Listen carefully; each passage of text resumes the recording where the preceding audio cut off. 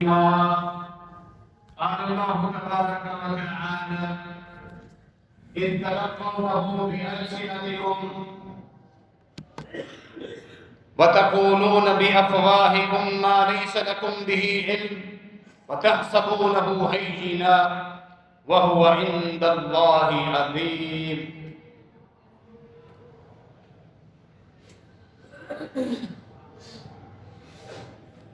سورہ النور آیت نمبر 15. واقعہ افک کا پس منظر جہاں ام المومنین سیدہ کائنات عفیفہ کائنات عائشہ رضی اللہ تعالی عنہا پر جو الزام لگایا گیا، اللہ رب العالمین نے آپ کی برات قرآن مجید میں نازل فرمائی. مکمل 10 آیات اس برات کے ذکر میں. 10 آیات کے اندر یہ ایک آیت مبارکہ میں نے پڑھی. اللہ رب العالمین نے تمام مسلمانوں کی تنبیہ فرمائی، اس وقت کے مسلمانوں کی بھی اصلاح فرمائی، منافقین کی طرف بھی اشارہ تھا، مہاجرین اور انصار کی بھی اصلاح فرمائی، اور ایک بنیادی ایسا اصول بیان فرمایا جس میں ہم سب کے لیے ایک بڑی نصیحت موجود. قرآن پورا نصیحت پر مبنی اللہ کا ایک کلام ہے. ہم نے قرآن مجید کی ایک ایک آیت پر اگر غور کریں تو قیامت تک اس میں نصیحتیں اور اسباب ہی اسباب ہیں. ہماری اصلاح ہے اس میں. اس وقت جب قرآن کا نزول ہو رہا تھا، مخاطبین مہاجرین اور انصار تھے، لیکن یہ اللہ رب العالمین کا ایک ایسا معجزہ ہے. ہر آدمی اپنی اصلاح کے لیے پڑھے، اپنے گناہوں کو سامنے رکھے، اپنی کمزوریوں کو یاد رکھے، اللہ کو راضی کرنے کے لیے جس قدر یہ جستجو کر رہا ہے، یہ اپنے سارے معاملات سامنے رکھ کے قرآن کو سمجھ کے پڑھے تو وہ یہی سمجھے گا کہ اللہ رب العالمین مجھ سے گفتگو کر رہا ہے، اللہ میری اصلاح کر رہا ہے. کہ 14 صدیاں قبل ہی اللہ کو علم تھا کہ میرے اندر یہ کمزوریاں ہوں گی، اللہ نے میری اصلاح کے لیے یہ کتاب نازل فرمائی. یہ معجزہ ہے اللہ رب العالمین کی کتاب کا، کیونکہ قیامت تک یہی کتاب برقرار رہے. نہ کوئی شریعت آئے گی، نہ کوئی کتاب و آسمان سے نازل ہو، نہ کوئی نیا پیغمبر آئے گا. تو اللہ رب العالمین نے قیامت تک کے مسائل اس عظیم کتاب کے اندر سمیٹ دیے ہیں. اللہ نے فرمایا کہ تلقونه بألسنتكم وتقولون بأفواهكم ما ليس لكم به علم. جب تم اس مسئلے کو، جب میرے پیغمبر صلی اللہ علیہ وسلم کی محبوب گھر والی کے متعلق کچھ لوگوں نے یہ ماحول بنایا اور پھر تم بھی اس موضوع پر گفتگو کرنے لگ گئے، اپنی زبانوں سے اس بات کو تم اچھالتے رہے، کچہریوں میں موضوع سخن اس کو بنا دیا، اپنی زبانوں سے یہ بات کرتے رہے اور اپنے منہوں سے ایسی بات کر رہے تھے جس کی کوئی حقیقت بھی نہیں تھی. وَتَحْسَبُونَهُ هَيِّنًا. تم اس موضوع پر گفتگو کرنے کو بہت ہی آسان اور ہلکا سمجھ رہے تھے، تم اس معاملے کو بہت ہلکا سمجھ رہے تھے. وَتَحْسَبُونَهُ هَيِّنًا. بڑا ہلکا تم نے سمجھ لیا اتنے بڑے معاملے کو. وَهُوَ عِندَ اللَّهِ عَظِيمٌ. اللہ کے ہاں یہ بہت بھاری معاملہ ہے جس کو تم نے ہلکا سمجھ لیا اور اپنی زبانوں پر اس موضوع پر تم گفتگو کرنے لگ گئے، اپنے اپنے اندازے بنانا شروع کر دیے، خود نقشہ بنایا، خود تبصرہ کیا، خود نتائج نکال لیے بغیر علم کے. وَتَقُولُونَ بِأَفْوَاهِكُمْ مَا لَيْسَ لَكُمْ بِهِ عِلْمٌ.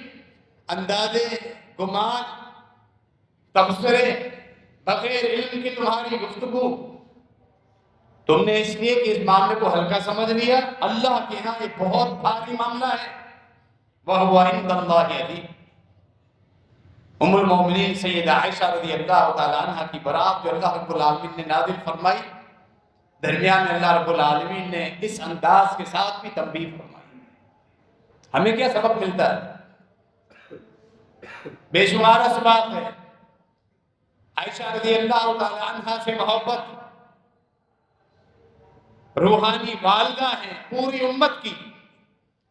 اللہ کے نبی علیہ السلام سے پوچھا گیا، صحیح بخاری کی حدیث، قرآن مجید کے بعد اہل سنت والجماعت کی ہاں جو اتھینٹک کتاب ہے، شریعت کے قوانین جو مسلمانوں کو ملے ہیں اہل سنت والجماعت کے، ان میں سے اتھینٹک سورس آف لا، شرعی قوانین بننے والی جو کتابیں ہیں، قرآن اس کے بعد حدیث، کہ اللہ کے نبی علیہ السلام آپ کو سب سے محبوب انسان کو مطلق تمام انسانوں سے واضح الفاظ میں فرمایا، عائشہ سب سے محبوب ترین انسان۔ پھر سوال کرنے والوں نے پھر سوال کیا مردوں میں سے، فرمایا ابوہا، مردوں میں سے عائشہ کے بعد ان کے والد۔ پھر سوال باپ کے بعد، فرمایا عمر، وہ مقام لے گئے جو لینے والے تھے۔ ابو بکر کے بعد فرمایا عمر، جو اللہ کے ہاں ان کا مقام تھا، اللہ کے نبی علیہ السلام کے دل میں محبت کا بھی مقام اور درجہ وہی، اللہ کے ہاں کیا مقام۔ اسی لیے اہل سنت والجماعت کے علماء کا، تمام علماء کا اتفاق، اس برات کے نزول کے باوجود بھی اگر کوئی شخص ام المومنین عائشہ رضی اللہ عنہ کی پاک دامنی کے متعلق الزام لگاتا ہے، الزام دور کی باتیں شک بھی اگر کرتا ہے کہ شاید کوئی معاملہ تھا، شک بھی اگر کرتا ہے، معاذ اللہ، وہ اللہ کی کتاب اس قرآن کا انکاری، جو قرآن کا انکاری ہے وہ پورے دین کا انکاری۔ ایسے انسان کا اسلام کے ساتھ، قرآن کے ساتھ، اللہ کے نبی علیہ السلام کے ساتھ کوئی تعلق نہیں۔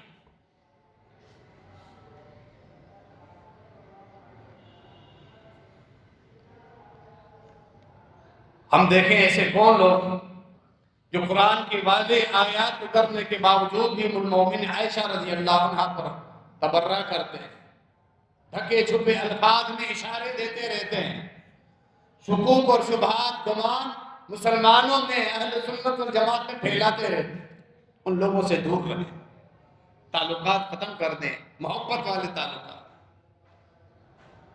ان کے ساتھ کچہریاں، دوستیاں، محبتیں، ملاقاتیں، سوشل میڈیا کی صورت میں جو زہر چینل کی صورت میں جو پھیلا رہے ہیں اپنے مختلف چینل کی صورت میں، ان لوگوں کو پہچانے، ان سے دور رہیں، خبردار رہیں۔ آپ کو آپ کی اولاد کے اندر یہ زہر کھول دیں گے جس سے بالآخر آپ خود، آپ کی اولاد دین اسلام کی برکتوں سے محروم ہو سکتے ہیں۔ محتاط رہیں۔ اللہ نے فرمایا تم نے اس معاملے کو اتنا ہلکا سمجھ لیا؟ اللہ کے یہاں یہ بہت بھاری معاملہ تھا۔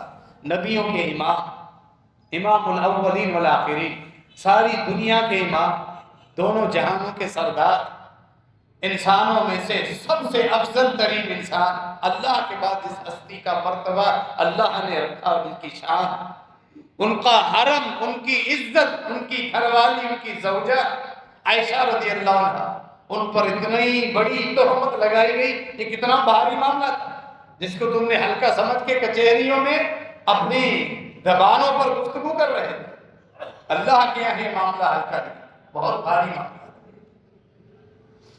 کچھ ایسی چیزیں ہیں جن کا تعلق اللہ کی قربتیں حاصل کرنے کے ذریعے، جن کا تعلق اللہ کی قربتوں سے، وہ اسباب، وہ سبب ہے جن سے اللہ کی قربتیں ملتی ہیں۔ بڑی چھوٹی چھوٹی آسان چیزیں، انسان کو اندازہ بھی نہیں ہوتا، اور وہ اللہ کی قربتیں حاصل کر لیتا ہے، اللہ کے یہاں اس کے درجات بلند ہو جاتے ہیں۔ کچھ ایسی چھوٹی چھوٹی چیزیں ہیں اللہ کو ناراض کرنے والی، جو گناہ ہیں، جنہیں ہم انسان ہلکا سمجھ لیتے ہیں، اللہ کے ہاں وہ بہت بھاری ہے، بہت بڑی چیز ہے۔ ہمیں یہ سبق ملتا ہے۔ کبھی بھی اپنی طبیعت میں، اپنے معاملات میں، اپنی گفتگو میں، عبادات میں، معاملات میں کسی پر تبصرہ کرتے ہوئے لین دین، کاروبار، گھر کی زندگی، رشتہ داروں کے ساتھ، مسجد میں عبادات اور نمازیوں کے ساتھ اپنا تعلق، ان ساری چیزوں میں ہماری آزمائش ہے۔ بے شمار ایسی چیزیں ہو سکتی ہیں ہم انہیں ہلکا سمجھ رہے ہوں اور اللہ کے یہاں بہت بھاری ہوں گناہ کے اعتبار سے، وہ ہمیں برباد کرتی رہے اور ہم انہیں کوئی حیثیت ہی نہ دے، ہو سکتا ہے۔ اور بے شمار ایسی نیکیاں جنہیں ہم ہلکا سمجھ کے چھوڑتے رہے، اللہ کے ہاں وہ عبادات بہت بڑے درجات کے حصول کا سبب ہوں اور ہم چھوڑتے رہے، کوئی حیثیت ہی نہ دے۔ یہ سبق ہمیں ملتا ہے۔ آج کے اس خطبے میں ہم اسی موضوع پر کچھ گفتگو کرنے لگے ہیں، اللہ رب العالمین کی توفیق سے، کہ اللہ کچھ درست باتیں کرنے کی توفیق عطا فرمائے، ہم سب کی اصلاح ہو جائے۔ اللہ کے نبی علیہ السلام کی معروف حدیث ہے، صحیح مسلم کے اندر موجود ہے، لا تحقرن من المعروف شیئا، فرمایا نیکی کا جو بھی موقع ملے اسے کر ڈالو، فوراً اسے ہلکا اور چھوٹا ہلکا سمجھ کے چھوڑ مت دو، چھوٹا ہلکا غیر ضروری سمجھ کے چھوڑ مت دینا۔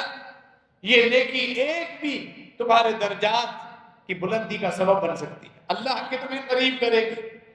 اس ایک نیکی کی برکت سے اللہ نے ہر نیکی کے اندر یہ ایک اثر رکھا ہے کہ ایک نیکی پھر دوسری نیکی کو کھینچ کے لاتی۔ کبھی بھی کسی نیک عمل کو ہلکا مت سمجھو۔ فرمایا نبی علیہ السلام نے، صحیح بخاری کے اندر ایک حدیث موجود ہے، ان العبد لیتکلم بالکلمۃ لا یلقی لها بالا یرفع اللہ بها درجات۔ بعض مرتبہ گفتگو کے دوران انسان کچھ ایسا جملہ بول لیتا ہے اللہ کی ذات کے متعلق، اللہ کے دین کے متعلق، اللہ کی رحمتوں کے متعلق، لوگوں کو اچھی امیدیں دلواتا ہے، اللہ کے دین پر درست تبصرہ کرتا ہے، اللہ کی صفات کے متعلق لوگوں کو حوصلہ دیتا ہے، گنہگار کو حوصلہ دیتا ہے، زبان سے کلمہ کہتا ہے، عام کلمہ ہوتا ہے، لا یلقی لہا بالا، اس سے خود احساس نہیں ہوتا، اللہ اس کی زبان سے وہ جملہ سن کے اتنا خوش ہو جاتا ہے، اتنا راضی ہو جاتا ہے، اس کے درجات جنت میں بلند ہو جاتے ہیں۔ محض زبان کی تھوڑی حرکت دینے کے بعد وہ جملہ اللہ کی تقدیر کے حوالے سے ہوتا ہے، صبر کرنے کے حوالے سے ہوتا ہے، کسی کو تسلی دیتا ہے، اللہ کی رات میں اچھی امید، اللہ کے دین کے بارے میں اچھا تبصرہ کرتا ہے، عبادات کے معاملے میں، حلال اور حرام کے معاملے میں، پریشانیاں اور تکلیفیں، مصائب، نقصان کے باوجود بھی دل سے اللہ کے متعلق اچھے الفاظ نکالتا ہے، لوگ سنتے ہیں حیران ہو رہے ہیں، لیکن یہ جملہ بولنے کے بعد خود اسے معلوم نہیں ہوتا اللہ اس کے درجات جنت میں بلند کر دیتا ہے۔ چھوٹی چھوٹی چیزیں جو اللہ کے ہاں بہت بھاری ہیں، بہت بڑی ہوتی ہیں، تو نیکیوں کا سبب۔ حدیث کا دوسرا حصہ ہے، فرمایا وَإِنَّ الْعَبْدَ لَيَتَكَلَّمُ بِالْكَلِمَةِ لَا يُلْقِي لَهَا بَالًا يَهْوِي بِهَا فِي جَهَنَّمَ۔ فرمایا کچھ ایسے بدبخت قسم کے لوگ بھی ہوتے ہیں جو اللہ کی ذات کے متعلق تبصرہ کرتے ہیں، نا امیدی کا ماحول پھیلاتے ہیں، کسی کو تسلی دینے کے بجائے اللہ کی طرف ظلم کی نسبت کر دیتے ہیں، اسے خود احساس نہیں ہوتا، وہ ایک جملہ اپنی زبان سے بولتا ہے لا یلقی لہا بالا، اسے اندازہ نہیں ہوتا، تحسبونہ ہینا وہو عند اللہ عظیم، بعض ایسی چیزیں ہیں جس سے تم ہلکا سمجھتے ہو، اللہ کے یہاں بھاری، بہت بھاری۔ اللہ اس ایک جملے کی وجہ سے جو آدمی جنت کے قریب آ چکا ہوتا ہے اسے وہاں سے اٹھا کے جہنم کی گڑھے میں پھینک دیتا ہے، گہرائی میں پھینک دیتا ہے۔ یہوی بہا فی جہنم، یہ لفظ یہ بھی بتاتا ہے کہ جہنم کی گہرائی میں اسے پھینک دیا جاتا ہے، ایک جملے کی وجہ سے، زبان کی حرکت دینے کے لیے۔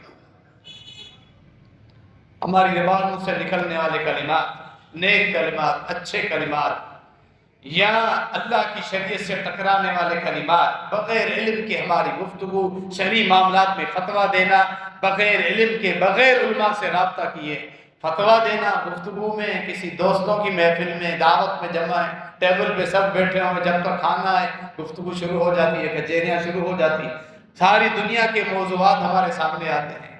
اس کے علاوہ رشتہ داروں کی محفل میں، اس کے علاوہ سوشل میڈیا پر جو چینلز ہم استعمال کر رہے ہیں، وہاں جو ہم اپنی باتیں جو شیئر کرتے ہیں، فارورڈ کرتے ہیں، جو نئی نئی باتیں اسٹیٹس پر لگاتے ہیں، بغیر علم کے شریعت کے متعلق بھی، حلال اور حرام کے متعلق بھی کتنے ایسے معاملات ہیں جو ہم سے سرزد ہو جاتے ہیں، ہمیں شاید معلوم نہ ہو، اللہ کے یہاں وہ بہت بھاری۔ وَتَحْسَبُونَهُ هَيِّنًا وَهُوَ عِندَ اللَّهِ عَظِيمٌ وَلَا تَقْفُ مَا لَيْسَ لَكَ بِهِ عِلْمٌ إِنَّ السَّمْعَ وَالْبَصَرَ وَالْفُؤَادَ كُلُّ أُولَئِكَ كَانَ عَنْهُ مسؤولا۔ سورہ بنی اسرائیل، اس کا دوسرا نام سورہ الاسراء، آیت نمبر 35۔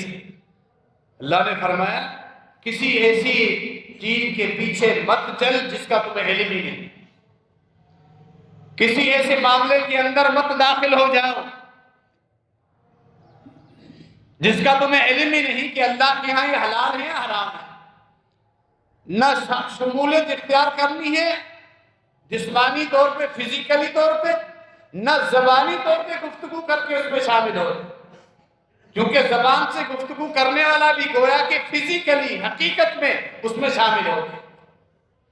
فرمایا نا نبی علیہ السلام نے ایک اور حدیث، یہ بھی صحیح بخاری کے اندر موجود ہے، قرب قیامت فرمایا فتنے ایسے ہوں گے، بعض انسان کی زبانوں سے نکلنے والے کچھ جملوں کی وجہ سے، اللہ اکبر، کچھ جملوں کی وجہ سے فرمایا کئی لوگوں کا قتل ہو جائے۔ تم انہیں ہلکا سمجھ رہے ہو؟ تمہارے اس ایک جملے کی وجہ سے کوئی ایک جان نہیں، ہزاروں جانیں ضائع ہو ایک جملے کی وجہ سے۔ اور آج جملہ بولنا اتنا آسان ہو گیا ہے، پوری کائنات میں پھیلانا آسان ہو گیا ہے اسی موبائل اور سوشل میڈیا کے ذریعے۔ بولنا، لکھنا، سوشل میڈیا پہ اسٹیٹس لگانا، اپنی پوسٹ بنا کے چھوڑنا، یہ تمہاری گفتگو کرنے کے مترادف۔ اور میں قرب قیامت فتنے ایسے آئیں گے، کسی انسان کی زبان سے نکلنے والا ایک لفظ کئی طرح کی ظلم کو پھیلا دے گا، اس ایک آدمی کے جملے کی وجہ سے کئی لوگ قتل ہو جائیں۔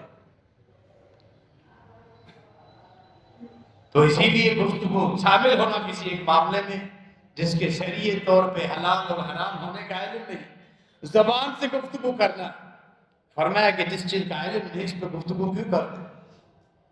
فَلَا تَقْفُ مَا لَيْسَ لَكَ بِهِ عِلْمٌ، قیامت کے دن اللہ سوال کرے گا، إِنَّ السَّمْعَ وَالْبَصَرَ وَالْفُؤَادَ، تمہارے یہ کان، تمہاری آنکھیں، تمہارا یہ دل جس میں تم خیالات پکاتے رہتے ہو، سوچتے رہتے ہو، لوگوں کے متعلق دل میں گمان پکا لیتے ہو اور پھر نتائج بھی اخذ کر لیتے ہو۔ اللہ قیامت کے دن پوچھے گا تمہارے اس دل سے بھی، تمہارے کانوں سے، تمہاری آنکھوں سے اللہ سوال کرے گا۔ کل اولئک کان عنہ مسئولا، اللہم حاسبنا حسابا یسیرا، اللہ ہم سب کا حساب آسان فرما، ہمارے ڈرنے کے لیے اللہ کا اتنا بولنا ہی کافی ہے۔ کل اولئک کان عنہ مسئولا، اللہ سائل ہوگا، ممتحن ہوگا، اور ہم اللہ کے سامنے کھڑے ہیں، اللہ حساب لے رہا ہے۔ ایک بندہ ناچیز، کمزور، رات ہوا، گنہگار اللہ کے سامنے کھڑا ہو، اللہ کی رحمت اور مغفرت اگر آپ نہ لیں ہم سب ہلاک ہو جائیں گے، اللہ سوال کرے۔ لہذا دنیا میں نہ جو انسان کا بندوبست ہے، احتیاط ہے، وہ یہ ہے کہ اگر ایسے معاملات ہو چکے ہیں تو جلد معافی مانگ لے، استغفار کر لے، اور آئندہ احتیاط کرے، اپنی زبان کا بھی، اپنی آنکھوں سے ایسی چیزیں نہ دیکھیں کہ اللہ قیامت کے دن محاسبہ سخت کر لے، کانوں سے ایسی چیز نہ سنے، ایسی مجلس میں ہی نہ بیٹھے جہاں کسی پر غلط تبصرہ ہو رہا ہو، یہ ٹوک بھی نہ سکتا ہو، اور اللہ اس سے پوچھ لے، کانوں سے شیطانی آواز سنتا رہے، سرور حاصل کرتا رہے، تسکین حاصل کرتا رہے، آنکھوں سے تسکین حاصل کرتا رہے، شیطانی اشیاء چیزیں فحش مواد دیکھتا رہے، اللہ قیامت کے دن سوال کر لے کیا بچے گا تیرے پاس قیامت کے دن، جہاں سوائے تمہاری نیکی اور اعمال کے کوئی تمہارے پاس نہیں ہوگا، نہ والدین، نہ بہن بھائی، نہ رشتہ دار، نہ تمہارا مالی پروٹوکول، نہ لوگوں کی دوستیاں تمہارے کام آئیں، اللہ سوال کرنے والا۔ فرمایا ہر ایک تمہارے اس اعضاء سے اللہ سوال کرنے والا۔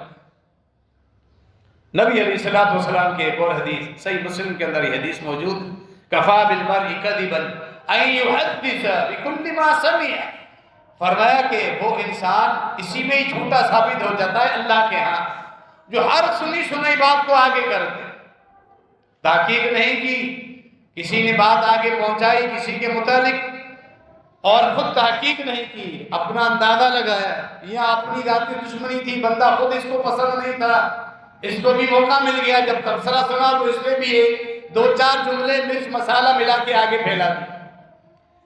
فرمایا کوئی آدمی واضح جھوٹ نہ بھی بولے، کوئی تبصرہ کرے بغیر علم کے، خالی سنی سنائی بات بغیر تحقیق کے آگے کر لے، فرمایا یہ جھوٹا ہے، اللہ اور اس کے رسول کی نظر میں وہ جھوٹا ہے، صلی اللہ تعالی علیہ وآلہ وسلم۔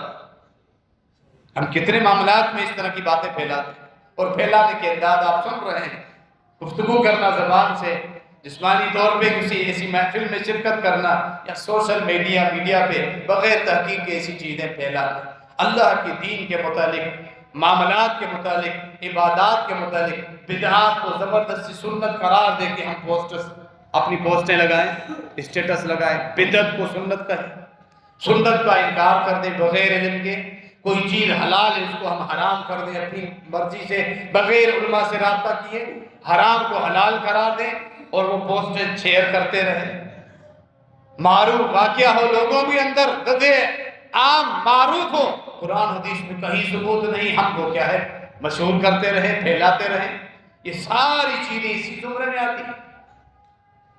کتنے ایسے معاملات ہیں جنہیں تم چھوٹا سمجھتے ہو، اللہ کے ہاں وہ بھاری ہوگی۔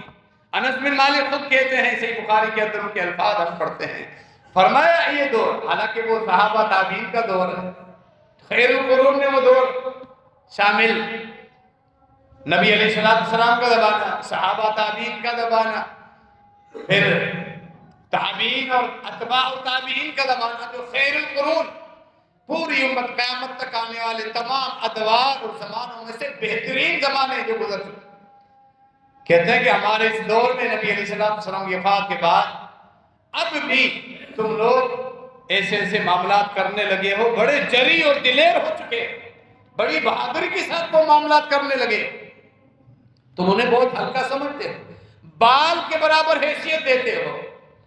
نبی علیہ السلام کے زمانے میں ہم انہیں ہلاک کرنے والے گناہ شمار کرتے تھے، اللہ کے نبی علیہ السلام کے زمانے مبارک میں ہم انہی گناہوں کو ہلاک کرنے والے گناہ سمجھتے تھے، دور بھاگتے تھے، تصور بھی نہیں کر سکتے تھے۔ آج جن گناہوں کو دلیری کے ساتھ تم ارتکاب کرتے ہو اور بال برابر حیثیت دیتے ہو، یہ انسان کی ہلاکت کا سبب ہے۔ دین اسلام کے متعلق کسی بڑے معاملے کو خود ہی ہلکا بنا لے اور اس کو کوئی حیثیت نہ دے۔ اللہ رب العالمین ہم سب کی اصلاح فرمائے۔ بڑی احتیاط کی ضرورت ہے، ہم اپنی زندگیاں جس انداز میں گزار رہے ہیں، جو ہمارے تعلقات ہیں، جو ہماری ذمہ داریاں ہیں، مساجد میں بھی اور کاروباری معاملات میں بھی، رشتہ داروں میں، محفلوں میں، دعوتوں میں جو ہماری گفتگو ہوتی ہے، ہم اپنی گفتگو چیک کریں۔ اللہ رب العالمین ہم سب کی اصلاح فرمائے، آمین۔ وما علینا الا البلاغ۔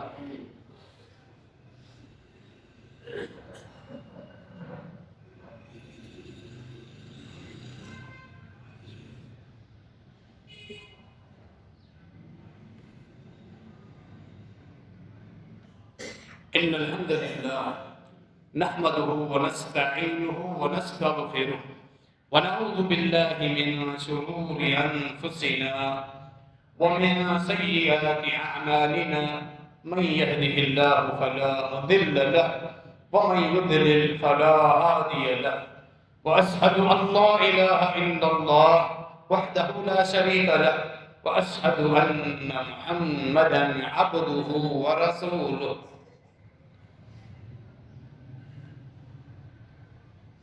اللہ کے نبی علیہ السلام نے سیدنا سلیمان علیہ السلام کا ایک واقعہ بیان فرمایا ہے۔ کہ لفظ انشاءاللہ جو ہماری گفتگو میں کرنے کے لیے ہمیں اسلامی تعلیم سیدنا سلیمان علیہ السلام نے ایک دفعہ وہ لفظ کہنا بھول گئے. اللہ کے پیغمبر تھے، بشر تھے، بشری تقاضے غالب ہوئے، اللہ کی حکمت، اللہ کی تقدیر بھی غالب ہوئی. بعض روایت میں 70 کی تعداد، کچھ روایت 90 کی تعداد میں آپ کی بیویاں. اکثر انبیاء کی کثرت کے ساتھ بیویاں تھی، جو ہمیں صحیح حدیث سے ہمیں سبق ملتا ہے. اللہ کے نبی علیہ السلام نے بھی کئی نکاح فرمائے. سلیمان علیہ السلام نے فرمایا، یہ عزم کیا کہ میں آج رات اپنی تمام بیویوں کے پاس جاؤں گا اور ہم بستری کروں گا، اور اللہ مجھے سب سے اولاد دے. میں اپنی ساری اولاد، جتنے بھی بچے ہوں گے میرے نوجوان ہوں گے، انہیں میں دین اسلام کا مجاہد بناؤں، سپاہی بناؤں، اللہ کے دین کے لیے لڑتے رہے. انبیاء کا تعلق فرشتوں کے ساتھ ہوتا تھا، ہر وقت فرشتے آتے رہتے، جبرائیل امین آتے ہیں، الہام کرتے ہیں. اللہ کے پیغمبر آپ انشاءاللہ کہیں. انبیاء بھی اللہ کے دین کے پابند ہیں. فرمایا ہاں کہتا ہوں. یہ سوچا دل میں، بس انشاءاللہ تو کہنا ہے مجھے. اللہ کی تقدیر غالب ہوئی، انشاءاللہ نہیں کہہ سکتے. فرمایا نبی علیہ السلام نے انشاءاللہ کی برکت سے سلیمان علیہ السلام اس وقت معلوم ہوئے، اور ان کا جو عزم تھا وہ پورا نہیں ہو سکا. اولاد نہیں، کسی بھی بیوی سے، ایک بیوی سے اولاد ہوئی، وہ بھی ناقص. فرمایا نبی علیہ السلام نے واللہ اللہ کے لفظ انشاءاللہ میں اتنی برکت ہے، اللفظ اللہ میں وہ انشاءاللہ کہتے اللہ ان کی تمنا پوری کر دے. یہ اللہ کے نبی علیہ السلام کا فرمان. بسم اللہ کہنا، انشاءاللہ کہنا، انہیں ہلکا ہلکا چھوٹا مت سمجھیں. ان میں بڑی برکتیں ہیں، ان کا ہمیں خود اندازہ نہیں. اس لیے کہ یہ دین ہے. اللہ کے نبی علیہ السلام کی زبان مبارک سے جو چیز نکلے وہ چھوٹی نہیں، وہ ہلکی نہیں، اس میں بڑی برکتیں ہیں. کاش کہ ہم کو سمیٹ سکیں. وَلَا تَقُولَنَّ لِشَيْءٍ إِنِّي فَاعِلٌ ذَلِكَ غَدًا إِلَّا أَن يَشَاءَ اللَّهُ. سورۃ الکہف. اللہ کے نبی علیہ السلام سے ذوالقرنین کے متعلق اور قصہ موسیٰ علیہ السلام اور خضر علیہ السلام کے متعلق جب سوالات کیے گئے، غار والوں کے متعلق جب سوالات کیے مکے کے مشرکین نے، کیونکہ یہ اس دین میں بھی، دین قریش میں بھی، ان تاریخ میں گزرے ہوئے انسانوں کے قصے معروف تھے. آپ نے فرمایا میں آپ کو بتاؤں گا. اس وقت اللہ کے نبی علیہ السلام بھی انشاءاللہ کہنا بھول نہیں کہہ سکے. آپ بشر تھے، بشری تقاضے غالب ہوئے. اللہ نے تنبیہ فرمائی. اللہ نے کچھ دن کے لیے وحی روک دی. آپ صلی اللہ علیہ وسلم پریشان ہو گئے. کچھ دنوں کے بعد وحی اتری. سورۃ الکہف میں یہ سارے قصے جن کا مطالبہ کیا تھا اللہ نے بیان کیا. لیکن پہلے اصلاح فرمائی، جو بھی آپ نے معاملہ کرنا ہو، جب تک آپ اللہ کے سپرد معاملہ نہ کرے اس کا عزم مت کیا کرے، کسی سے وعدہ مت کیا کرے، لیکن انشاءاللہ کا لفظ ضرور بولا. اتنی برکت ہے اس لفظ میں، حتیٰ کہ اہل علم کہتے ہیں کہ ایسا معاملہ جو 100% یقینی ہے، آپ اس میں بھی انشاءاللہ میں کہ بس وہ چیز پکی ہے. آپ کو معلوم ہے اللہ رب العالمین کی قدرت اور آپ کی تقدیر میں وہ معاملہ کہاں تک لکھا ہو. حتیٰ کہ بعض معاملات میں انشاءاللہ کہنا اس لیے بھی ضروری ہے، کام ہو چکا ہے پھر بھی انشاءاللہ کہیں. لفظ اللہ کی برکت تو آ جائے اس کا، اس کو ہلکا مت سمجھیں، چھوٹا مت سمجھیں. یہ لفظ بسم اللہ کتنی آسان ہے، کس قدر آسان ہے، لیکن شریعت ہے. اللہ نے اس کے اندر کتنی برکتیں رکھی. فرمایا نبی علیہ السلام نے جب انسان گھر میں داخل ہو اللہ کا نام لے. باہر سے جب بھی گھر میں داخل ہوتے بسم اللہ کہہ کر اپنے گھر میں داخل ہو. شیاطین ہر وقت انسان کے ساتھ چمٹے رہتے اسے گمراہ کرنے کے لیے. ان کی ڈیوٹی یہی ہے، ان کا مشن یہی ہے، انسانوں کو گمراہ کرنا، اپنے ساتھ جہنم میں لے کر جانا. ان کو گمراہ کرتے رہیں، اللہ کی رحمتوں سے یہ دور رہے اور یہ پریشان رہے، عبادات سے دور رہے، برکتوں سے دور رہے. تو وہ ہر وقت چمٹے رہتے. جب آپ گھر میں داخل ہوتے ہو بسم اللہ کہتے ہو. شیاطین کہتے ہیں گھر کے دروازے تمہارے لیے بند ہو. کون نہیں چاہتا مسلمان جس کا اللہ کے ساتھ تعلق ہے کہ میرے گھر سے شیاطین دور چلے جائیں؟ ہر مسلمان یہ چاہتا ہے۔ کتنا آسان نسخہ ہے، شاید آپ اپنے ہلکا سمجھیں، صرف بسم اللہ کے کتنا آسان نسخہ ہے۔ فرمایا شیاطین تمہارے گھر سے دور بھاگ جائیں۔ برکت کتنی، بسم اللہ کہہ کر گھر میں داخل، شیاطین دور بھاگ جائیں۔ کہیں گے اس گھر کے دروازے تمہارے لیے بند نہیں آ سکتے۔ یعنی یہ ایک ایسی تربیت ہے جو ذمہ دار والدین اپنی اولاد کو بھی یہ بتائے، کیونکہ شیطان تو ہر ایک کے ساتھ چمٹا ہوا۔ والد صاحب گھر میں داخل ہوئے، بسم اللہ کہہ کے داخل ہو، شیطان تو دور بھاگ گیا۔ پھر اس کے بیٹے کے ساتھ، نوجوان بیٹے کے ساتھ، اسے تعلیم نہیں، بغیر بسم اللہ کہے آئے داخل ہوا، شیاطین کو راستہ مل گیا، اس کے ساتھ آ گیا۔ یعنی یہ عمل صرف ہمارے لیے نہیں، ہماری اولادوں کے لیے بھی۔ ہم نے تو بسم اللہ کہہ دی، میرا بیٹا داخل ہوا، اس نے بسم اللہ نہیں کہی، شیاطین سے کھاتا۔ آگے اسی حدیث میں فرمایا جب انسان کھانا کھاتا ہے بسم اللہ کہتا ہے، اللہ کے نام سے شروع کرتا ہے، لفظ اللہ کی برکتیں ہی اتنی ہیں، شیاطین کہتے ہیں یہ کھانا تمہارے لیے ہے، تم نہیں کھا سکتے۔ یعنی اس میں رحمتیں ہیں، برکتیں ہیں۔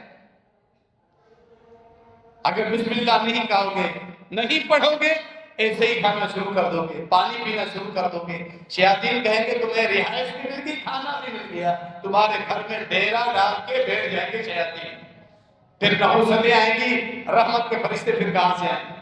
چھوٹی چھوٹی چیزیں، ان میں برکتیں کتنی ہیں۔ رات میں فرمایا سوتے وقت دروازے کی کنڈی لگا دو، بند کر دو تمہارے گھر کے جو دروازے، بسم اللہ کہہ کے دروازے کا کنڈا لگا دو۔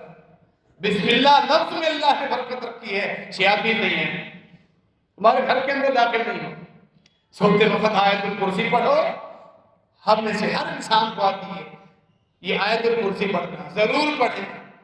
جو باقی ذکر و اذکار ہیں رات کے وقت کے، اس کی آیت الکرسی کی برکت یہ ہے، اللہ کی طرف سے خصوصی فرشتہ آسمان سے نازل ہو رہا ہے۔ یہ اللہ کا نیک بندہ، کہاں یہ گنہگار، کمزور، ناتوان حقیر سا انسان، اور اس کی حفاظت کے لیے پورا ایک فرشتہ باڈی گارڈ بن کے آسمان سے اتر رہا۔ یہ اللہ کی دین کی برکت ہے۔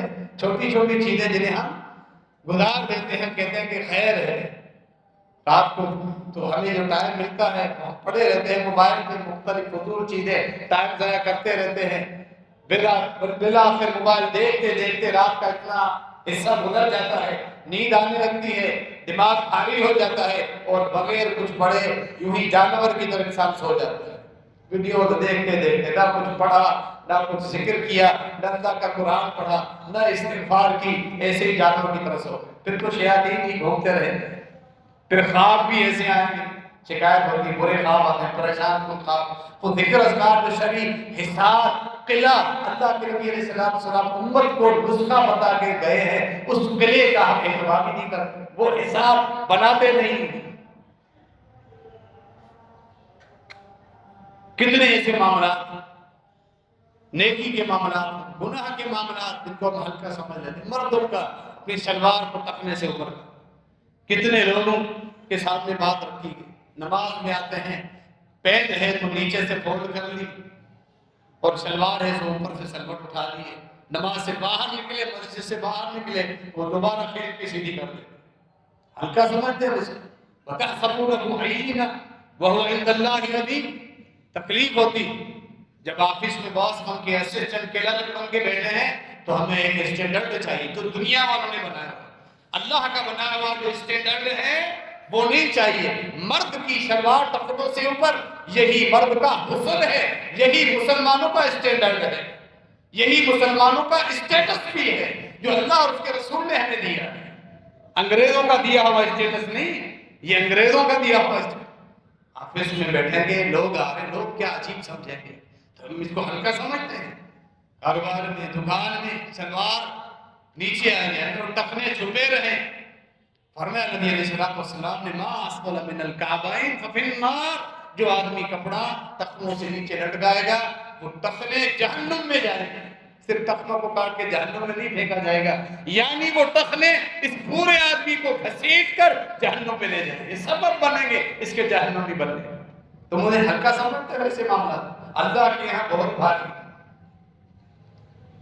ہم اپنی اصلاح کریں، ہم اپنے معاملات چیک کریں، عبادات میں جو ہم اپنی سستیاں کرتے ہیں وہ بھی ہم دیکھتے رہیں کہ ہمارے معاملات کس قدر کمزور ہیں کہ یہ چھوٹی چھوٹی چیزیں جن کو ہم نے چھوٹا سمجھ لیا ہے اللہ کے ہاں وہ بھاری ہو سکتی ہے۔ انسان خامد ہے، شادی کی، بیوی کے پاس گیا، فرمایا نبی علیہ السلام نے جب تم اپنا اس حق ادا کرنے کے لیے جا رہے ہو یہ دعا پڑھو۔ کتنی آسان دعائیں اور برکت کتنی ہے۔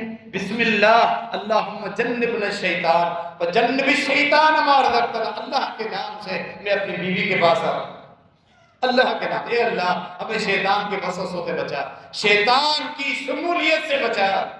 فرمایا اگر ان کے اس ملنے سے اللہ نے برکت دی، اولاد ہوئی، اس اولاد کو پوری زندگی شیطان کبھی رسوا نہیں کرے گا، گمراہ نہیں کرے گا، کبھی شیطان اس پہ غالب نہیں ہے۔ کتنا بڑا مسئلہ اللہ کے نبی علیہ السلام حل کر کے گئے، جس کے لیے آج ہر والد پریشان ہے اپنی اولاد کی اصلاح کے، اور کتنا آسان نسخہ ہے۔ ہم یہ چیزیں سیکھیں۔ ہم نے ان تمام برکت والی چیزوں کے مقابلے میں تعویذ سیکھ لی ہے۔ گلے میں تعویذ باندھ لو کافی ہے، بازو میں تعویذ دھاگا باندھ لو کافی ہے، کڑا کسی نے لوہے کا پہن دیا وہ اس کو بچا۔ جاہلیت والی چیزیں ہمیں پسند ہیں، اور جو صاف ستھری چیزیں، ہیرے موتی جواہرات خزانے خاتم النبیین صلی اللہ علیہ وآلہ وسلم امت کو دے کر گئے، ان خزانوں کی ہمارے سامنے کوئی حیثیت ہی نہیں، اہتمام ہی نہیں ہے۔ جاہلیت والے معاملات ہمیں پھر بھی پسند، محض یہ تھوڑا سا دکھے لیکن برکت کے دکھے۔ ہماری حالت آپ تو موضوع یہ سن رہے ہیں، چھوٹی چھوٹی چیزیں جن کا ہم ارتکاب کرتے ہیں، بے شمار چھوٹے ایسے ہیں، نیک اعمال جن کو ہم چھوڑ دیتے ہیں۔ ضرورت ایسی آ چکی ہے اللہ کے دین کے متعلق، عقیدے کے متعلق بھی ہم بڑے بڑے معاملات کرتے ہیں۔ ایسے لوگ نکلے ہیں جن کو علماء سے تعلق نہیں، اللہ کی تقدیر کا انکار کرنے والے ہیں۔ اللہ کو کچھ معلوم نہیں ہوگا جب تک ہم کام نہ کریں، یہ تقدیر کا انکار، پہلے تقدیر تھوڑی لکھی ہوئی ہے۔ ایسے لوگ جو سمجھدار لوگ، دنیاوی تعلیم کیا آ گئی، دین سے بالکل صاف شفاف ہاتھ ہو بیٹھے۔ ہمارا اصل پہلے دین ہے، دنیاوی تعلیمات اس کے بعد ہے۔ حتیٰ کہ اللہ کے فرائض کو بھی ہلکا سمجھ لیا، وہ تو ہلکا ہے ہی نہیں، شریعت نے بھی انہیں بھاری قرار دیا۔ ایک ایک نماز کے چھوڑنے پر خاتم النبیین صلی اللہ علیہ وسلم کی طرف سے کفر کا فتویٰ ہے۔ صحیح مسلم کی بات ہے حدیث، من ترک الصلاۃ متعمدا فقد کفر، جان بوجھ کے اللہ کا ایک فریضہ چھوڑا اس نے کفر کیا۔ اتنے دلیر بن چکے ہیں، اتنے جری، چھوٹی چھوٹی چیزیں پر کیا گفتگو کریں، بڑے بڑے معاملات بھی ہم کرتے ہیں۔ سود جیسا معاملہ اللہ اور اس کے رسول کے ساتھ جنگ، مختلف صورتیں بنا کے بہانوں سے ارتکاب کرتے رہتے ہیں، پھر یہ سوچ لیتے ہیں اللہ معاف کر دے گا، دیکھ لیں گے قیامت کے دن۔ اتنے بھاری معاملات، جھوٹ بولنا، ملاوٹ کرنا تو بڑے بڑے گناہ، فرائض جس میں ایک اثر کی اہمیت ہم چھوٹا سمجھتے ہیں، خیر ہے فرق چھوڑ گیا، ہمارا تبصرہ یہ ہوتا ہے۔ لیکن اللہ کے نبی علیہ السلام نے فرمایا فقد حبط عمل، ایک اثر کی نماز اس نے چھوڑی، اس کے سارے اعمال ضائع ہو۔ اتنا بھاری معاملہ ہم نے اس کو چھوٹا بنا لیا، پرواہ ہی نہیں اللہ کے فرائض چھوڑ دے کہ مرنے کے بعد ہمارے ساتھ جو چیزیں نیکیاں ہوں عبادات ان کی پرواہ نہیں۔ دوسری بات میں الفاظ فَكَنَّمَا غُتِرَ أَهْلَهُ وَمَالَهُ، جس نے عصر کی نماز چھوڑ دی اس کے گھر والے، کاروبار، گھر سب تباہ و برباد ہو۔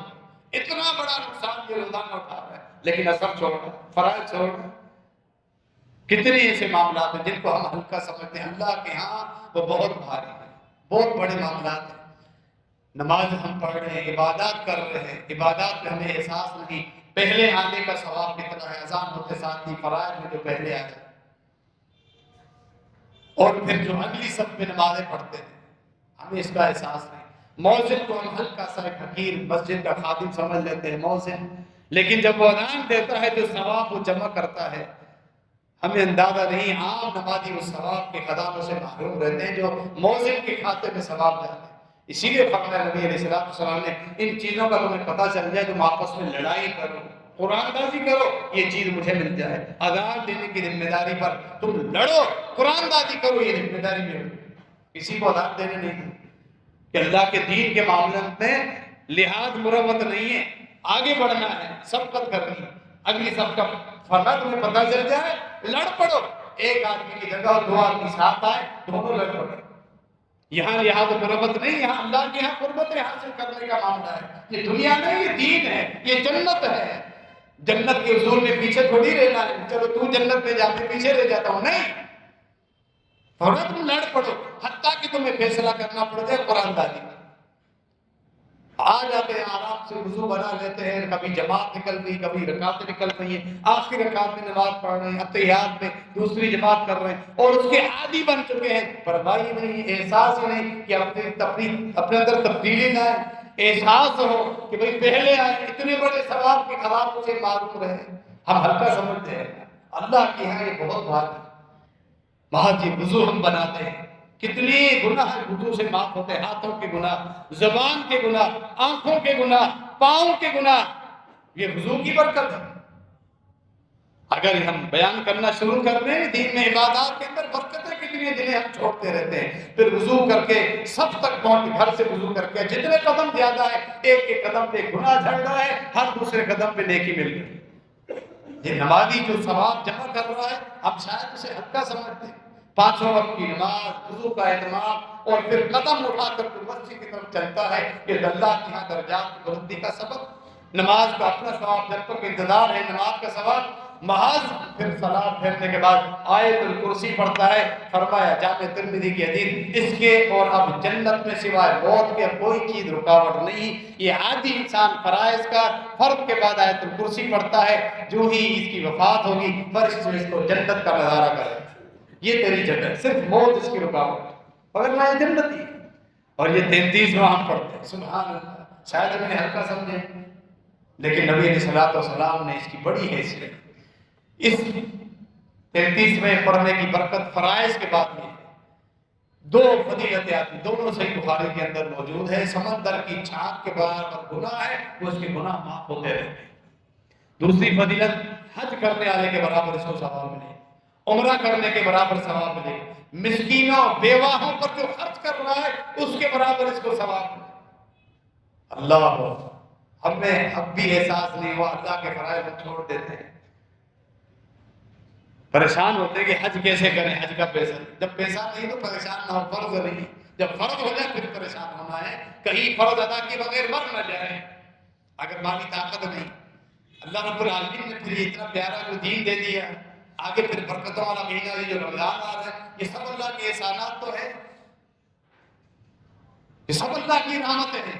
اللہ اپنی حجت پوری کرتا ہے اس دنیا میں، کہ مرنے کے بعد اگر کوئی ناکام ہو گیا اس کو جہنم کے حوالے کیا جائے گا، اعتراف کر کے جائے گا۔ اللہ نے قرآن میں مجرموں کے اعتراف کا بھی ذکر کیا ہے، ہم پر اللہ نے ذرہ برابر ظلم نہیں، سبحان اللہ، کیا شان ہے اس ذات کی، اللہ اتنی حجت پوری کرتا ہے۔ یہ رمضان اللہ کی حجت ہے جو ان قریب ہے، اللہ ہم سب کو صحت عافیت ایمان کے ساتھ نصیب فرمائے۔ اس کی تیاری ابھی سے شروع کر دیں، اللہ کی عبادات کی طرف آ جائیں، ذکر اور کار دعاؤں کی طرف، گناہوں کو ہم چھوڑ دیں، ایسی تیاری کرنے کے رمضان ہمارا بہترین ترین مہینہ۔ یہ ساری رحمتیں برکتیں ہیں اللہ کے رب العالمین کے دین میں مصور ہیں، پنہا ہیں، چھپی ہوئی ہیں، ساری ادا کرتے رہو، تم برکتیں کو حاصل کرتے رہو۔ 5 وقت میں حج اور عمرے کا ثواب مل رہا، اب کیا چاہیے اس انسان؟ حج اور عمرے کا ثواب، پورے مال خزانے خرچ کرنے کا ثواب، نمازی جس کا عقیدہ درست ہو، ہر جمعے میں تقریباً آپ سنتے ہیں، یہ ساری فضیلتیں موحدین کے لیے ہیں، اہل توحید کے لیے، جو اللہ کے ساتھ کسی ہستی کو شریک نہیں ٹھہراتے، مشرک کے لیے کچھ بھی نہیں، خیر کے سارے دروازے بند ہیں، اللہ کے ہاں نیکیوں کا اکاؤنٹ ہی نہیں کھلتا، آسمان کے دروازے کھلنا اعمال کی قبولیت کے لیے دور کی بات ہے۔ مشرک کا عمل رب کعبہ کی قسم ہے زمین سے اوپر بھی نہیں اٹھتا، چہ جا کے آسمان تک پہنچے پھر آسمان کے دروازے بند ہو جائے، یہ جملہ دور ہے۔ مشرک کا عمل زمین سے بھی نہیں اٹھ پاتا۔ یہ ساری برکتیں اہل توحید کے لیے ہیں، آپ کے سب سے بڑے خیر خواہ جو رب العالمین کی توحید کی طرف آپ کو بلاتے ہیں، اللہ کے نبی علیہ السلام کی سنت کی طرف آپ کو بلاتے ہیں۔ یہ رمضان کی برکتیں، ذی الحجہ کی برکتیں، نفلی روزے میں برکتوں والے، یہ حج، یہ زکوٰۃ، یہ فضائل، جنت کے درجات، اللہ کی رحمتیں، اللہ کی رضا، یہ سب رب العالمین کی توحید کے ساتھ مشروط ہے، معلق، اس کے بغیر کچھ بھی نہیں۔ یہ برکتیں ہم نے سمیٹنی ہے۔ تو اللہ رب العالمین کے دین کے معاملات میں چاہے عبادات ہوں ان کو ہلکا نہ سمجھے اور انسان عمل کرتا رہے۔ یہ جمعے کا دن ہم نے کتنا ہلکا بنا لیا خود اس جمعے کے دن۔ وہ خوش نصیب لوگ ہیں ہر جمعے اہتمام کر کے پہلے پہنچ جاتے، انہیں احساس ہے یہ چیز چھوٹی نہیں ہے۔ ابو داؤد جامع ترمذی کی حدیث، غسل کر کے، مسواک کر کے، بہترین کپڑے پہن کے، خوشبو لگا کے مسجد میں پہلے پہنچ جائے، امام کے منبر پر بیٹھنے سے پہلے کسی کو تکلیف نہیں دیتا، کان لگا کے امام کا خطبہ سنا، جہاں قریب جگہ ملی وہاں بیٹھ گیا، پیدل آیا، سوار نہیں ہوا، ایک ایک قدم پر اس کو پوری 1 سال کی نیکی ہے۔ وہ نیکیاں بھی کیا، 1 سال کے نفلی روزے، 1 سال کی راتوں کی تہجد۔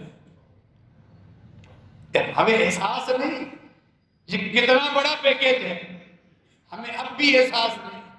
1 قدم پر 360 روزے، 360 تہجد کا ثواب۔ لیکن ہم وہی عادی بن چکے ہیں، پورے اس ٹائم پہ جانا ہے جب جماعت کھڑی ہو، اور پھر تیاری کرتے کرتے خام خام میں بچوں کے ساتھ اور پھر باقی معاملات کی تیاری میں سست ہو جاتے ہیں،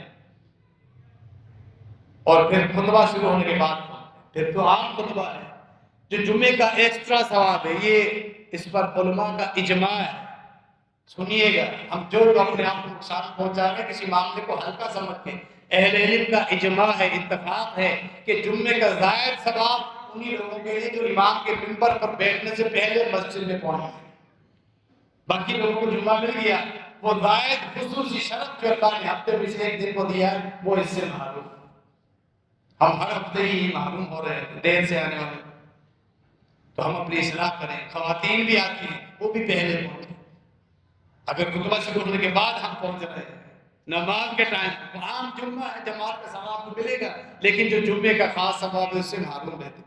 یہ کتنی بڑی نیکی ہے، کتنے بڑے خزانے ہیں، ہم ہلکا سمجھ کے ضائع کرتے رہتے ہیں۔ اللہ رب العالمین ہم سب کی اصلاح فرمائے، نیکیوں میں سبقت کرنے کی توفیق عطا فرمائے، بڑے اور چھوٹے گناہوں سے اللہ رب العالمین ہم سب کو محفوظ رکھے، بچا کر رکھے۔